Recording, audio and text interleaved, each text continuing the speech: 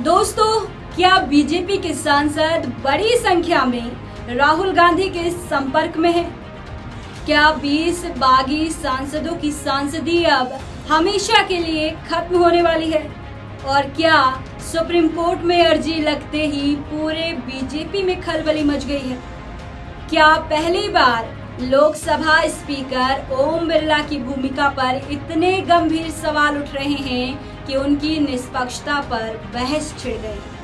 आज की इस स्पेशल रिपोर्ट में हम आपको दिखाएंगे कि कैसे सुप्रीम कोर्ट में बागी सांसदों को लेकर ऐसी बातें कही गई जिससे पूरे राजनीतिक गलियारे में भूचाल आ गया है।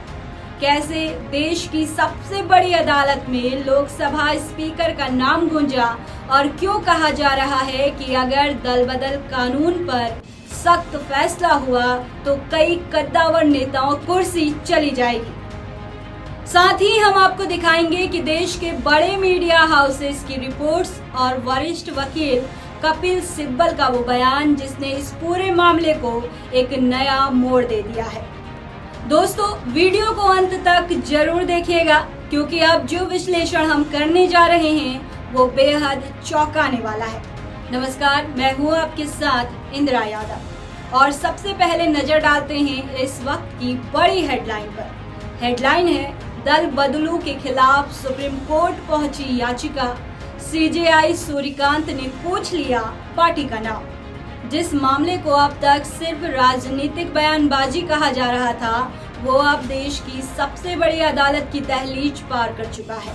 और जब सुप्रीम कोर्ट में सीधे लोकसभा स्पीकर की भूमिका पर उंगली उठने लगे तो समझ जाइए कि मामला अब सिर्फ राजनीति का नहीं रहा बल्कि लोकतंत्र के वजूद का बन चुका है।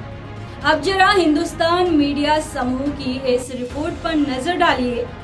रिपोर्ट के मुताबिक सुप्रीम कोर्ट में याचिकाकर्ता एडवोकेट सीआर जया सुकिन ने एक बेहद चौंकाने वाला दावा किया है। उन्होंने कहा कि एक राज्य पूर्वी भारत में है और एक मध्य भारत में। वहां पार्टी के नेता दूसरे दलों में शामिल हो रहे हैं। नियम के मुताबिक स्पीकर को इन नेताओं के इस्तीफे की जांच करनी चाहिए, लेकिन होता क्या है? स्पीकर मीडिया को बुलाते हैं, तुरंत इस्तीफा स्वीकार करते हैं और कुछ ही मिनटों बाद वही नेता दूसरी पार्टी का दामन थाम लेते हैं। ये सीधे सीधे लोकतंत्र की हत्या करना है। यानी सुप्रीम कोर्ट के सामने सीधा आरोप लगाया गया है कि दल बदल के मामले में लोकसभा स्पीकर अपनी संवैधानिक जिम्मेदारी निभाने के बजाय जल्दबाजी में फैसले ले रहे। अब ये आरोप कितने सही हैं और कितने गलत, इसका फैसला तो अदालत करेगी, लेकिन पहली बार स्पीकर की भूमिका पर इतनी तीखी टिप्पणी सुप्रीम कोर्ट के सामने रिकॉर्ड पर आई है। मामला सिर्फ यही नहीं थमा। बार एंड बेंच की रिपोर्ट के मुताबिक इस याचिका में भ्रष्टाचार और डराने धमकाने का भी जिक्र शामिल है। अदालत में एडवोकेट जया सुकिन ने कहा कि इस देश में कुछ नेता या रिश्वत देकर दल बदल करा रहे हैं या फिर धमकी दे रहे हैं कि अगर पाला नहीं बदला तो उनके परिवार के सदस्यों को नुकसान पहुंचाया जाएगा। इस बेहद गंभीर आरोप पर जस्टिस सूर्यकांत ने फौरन सवाल किया कि आप किस सत्तारूढ़ दल की बात कर रहे हैं? आपके राज्य में तो पार्टियां लगातार बदलती रहती हैं। यानी अदालत भी इस बात को गहराई से समझ रही है कि दल बदल का खेल कितना बड़ा हो चुका है। इसी बीच देश के दिग्गज कानूनी विशेषज्ञ और वरिष्ठ वकील कपिल सिब्बल ने ऐसा सवाल उठा दिया कि जिसने बीजेपी को कटघरे में खड़ा कर दिया। कपिल सिब्बल ने अपने सोशल मीडिया पोस्ट पर लिखा कि फिर चुनाव क्यों कराए जाते हैं?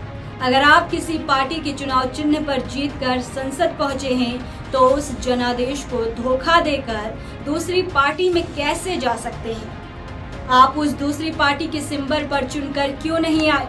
संवैधानिक कानून का कोई भी सिद्धांत इसकी इजाजत नहीं देता। ये पूरी तरह से अनैतिक है, अवैध है और असंवैधानिक है। अब अगर इस पूरे मामले को आसान शब्दों में समझे तो असल लड़ाई क्या है? ममता बनर्जी की पार्टी टीएमसी अपने 20 बागी सांसदों की सदस्यता रद्द करने की मांग कर चुकी है।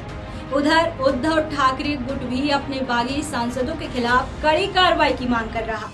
ये दोनों याचिकाएं काफी समय से लोकसभा स्पीकर ओम बिरला के पास पेंडिंग में पड़ी हैं। विपक्ष का आरोप है कि जब मामला सत्ता पक्ष यानी बीजेपी के फायदे का होता है तो फैसले रॉकेट की रफ्तार से लिए जाते हैं, लेकिन जब विपक्ष के बागी सांसदों की सदस्यता रद्द करने की बात आती है तो फाइलें महीनों तक दबाकर रख ली जाती हैं।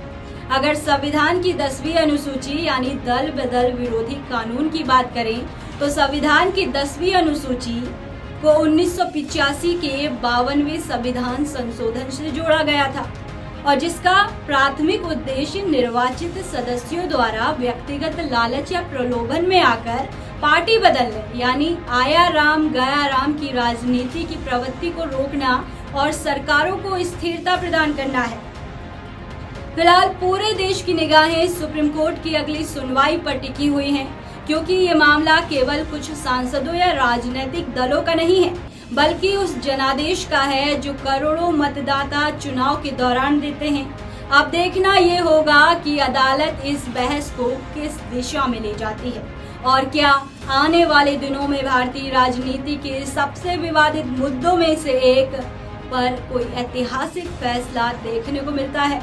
क्योंकि सवाल सिर्फ नेताओं का नहीं है, सवाल लोकतंत्र की उस बुनियाद का है जिस पर जनता अपना विश्वास भरोसा टिकाती है।